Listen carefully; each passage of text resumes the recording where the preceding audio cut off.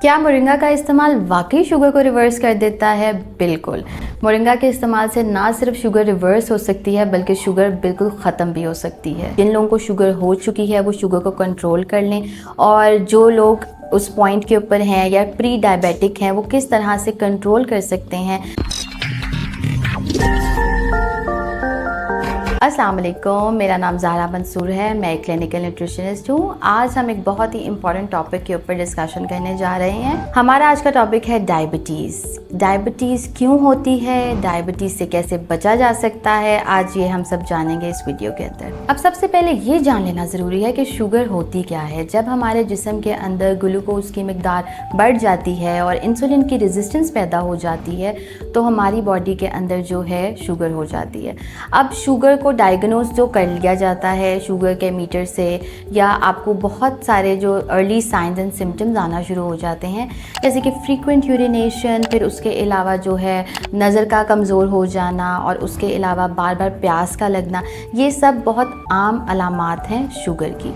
आज की इस वीडियो को बनाने का मकसद यही है कि किस तरह से हम अपनी डाइट के ज़रिए जो है अपनी जिन लोगों को शुगर हो चुकी है वो शुगर को कंट्रोल कर लें, और जो लोग उस पॉइंट के ऊपर हैं या प्री डायबिटिक हैं वो किस तरह से कंट्रोल कर सकते हैं अपनी डाइट के थ्रू, और अपनी शुगर को जो है वो रिवर्स कर सकते हैं। शुगर के मरीज़ों के लिए बहुत ज़्यादा ज़रूरी होता है कि वो अपनी खुराक के अंदर एक मतवाज़न पैदा करें। अगर खुराक के अंदर मतवाज़न पैदा नहीं करेंगे तो उनकी शुगर का बढ़ने का या बहुत ज़्यादा कम होने का ख़तरा है, जिसको हम हाइपोग्लाइसीमिया भी कहते हैं। अब जो लोग शुगर की दवाई ले रहे हैं या इंसुलिन इस्तेमाल कर रहे हैं, उनको डॉक्टर के मुताबिक अपनी दवाई या इंसुलिन का इस्तेमाल जारी रखना चाहिए और उसके साथ अपनी डाइट को मैनेज करना चाहिए। अब अपनी डाइट को किस तरह से हम मैनेज कर सकते हैं?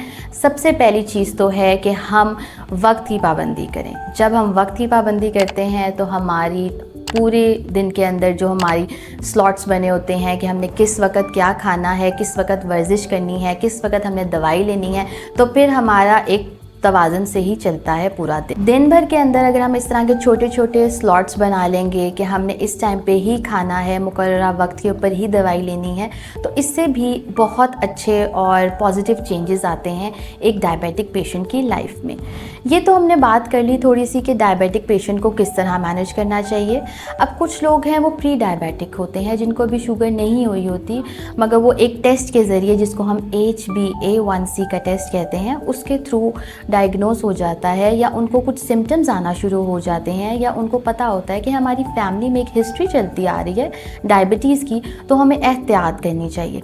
तो आज हम उनके बारे में डिस्कस कर लेते हैं कि किस तरह से आप अपने आप को बचा सकते हैं, और वो बॉर्डरलाइन शुगर जो आपकी आ चुकी है हम उसको कैसे रिवर्स कर सकते हैं। शुगर के मरीज़ों को बहुत ज़्यादा भूख भी लगती है और बहुत ज़्यादा प्यास भी लगती है। अब जिस तरह गर्मियों का मौसम आ रहा है, इसके अंदर सिर्फ डाइट से नहीं काम चलेगा, डाइट के साथ हाइड्रेशन का भी बहुत ज़्यादा ख्याल रखना पड़ेगा।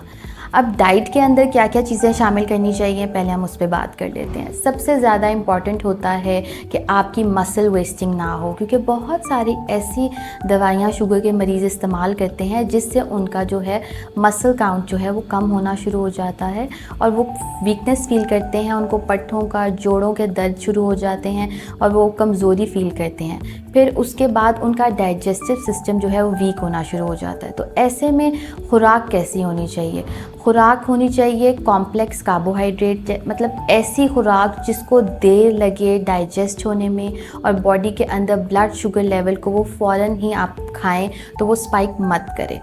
ऐसी खुराक का इंतखाब आपको एक तो चुस्त भी रखेगा, तंदुरुस्त भी रखेगा, और आपको शुगर को मेंटेन करने में और उसको रिवर्स करने में भी। खुराक की बात तो हमने कर ली है, अब ये जानना भी ज़रूरी है कि कौन से विटामिन्स, मिनरल्स और कौन से सप्लीमेंट्स जो हैं वो शुगर के पेशेंट्स को लेने चाहिए। मोस्ट इम्पॉर्टेंटली B12 का कहा जाता है कि विटामिन B12 ज़रूर लें, क्योंकि वो आपकी जो मसल वीकनेस होती है उसके अंदर भी हेल्प करते हैं। उसके अलावा जो है B विटामिन्स को लिया जाए, B कॉम्प्लेक्स लिए जाएं, वो आपकी डाइजेशन को इम्प्रूव करते हैं। बाकी भी आपकी बहुत सारे बॉडी के सिस्टम्स हैं उनके अंदर हेल्प आउट करते हैं। फिर इसके अलावा हमारे पास बहुत सारे ऐसे हर्ब्स आ जाते हैं, बहुत सारी ऐसी चीज़ें आ जाती हैं जिनको हम यूज़ करके अपनी शुगर को मेनटेन कर सकते हैं। जैसे मोरिंगा का इस्तेमाल किया जा सकता है, क्योंकि मोरिंगा जो है वो बहुत ही बेहतरीन सप्लीमेंट है शुगर को मेंटेन करने के लिए। अब मोरिंगा सप्लीमेंट को किस तरह से आप यूज़ कर सकते हैं? आप मोरिंगा सप्लीमेंट को किसी भी अपने डॉक्टर या न्यूट्रिशनिस्ट या किसी भी कंसल्टेंट के पास आके अपनी डाइट के अंदर जो है वो एडजस्ट करवा सकते हैं, और वो आपको बता सकते हैं कि किस वक्त पे आपने लेना है और किस तरह से आपको शुगर कम करने में और ब्लड प्रेशर कम करने में भी मदद देगा। ये भी बहुत ज़्यादा ज़रूरी है कि शुगर के मरीज़ अपने वज़न को बरकरार रखें। अगर उनका वज़न बहुत ज़्यादा तेज़ी से गिर रहा है तो ये भी ख़तरे की अलामत है, और अगर बहुत ज़्यादा तेज़ी से बढ़ रहा है तो ये भी ख़तरे की अलामत है। इन दोनों केसेस के अंदर आपको किसी कंसल्टेंट के पास, न्यूट्रिशनिस्ट के पास ज़रूर जाना चाहिए। इसके अलावा वॉक को, वर्जिश को, लाइट वर्जिश को अपनी ज़िंदगी का हिस्सा ज़रूर बनाएं। ख़ास तौर पे सुबह उठ के खाली पेट आप थोड़ी सी चहलकदमी ज़रूर करें। उससे आपकी बॉडी के अंदर डिफरेंट हार्मोन्स होते हैं, वो सिक्रीट होते हैं, आपकी बॉडी को पूरा दिन वर्क करने के लिए एनर्जी मिलती है। तो अगर आप इन सारी चीज़ों को जो है मेंटेन करते हैं, बैलेंस करते हैं, तो मेरे ख्याल से आप अपनी शुगर को रिवर्स भी कर सकते हैं और अपनी शुगर पे काबू भी पा सकते हैं। अगर आप डायबिटीज़ से रिलेटेड किसी भी किस्म की मुश्किल में मुब्तला हैं तो आप ऑन स्क्रीन नंबर आ रहा है, उसके ऊपर आप कांटेक्ट कर सकते हैं या मैसेज भी कर सकते हैं हमारे नीचे कांटेक्ट के ऊपर, और हम लोगों से रब्ता करके अपनी क्यूरीज़ का हल ढूंढ सकते हैं। Thank you so much.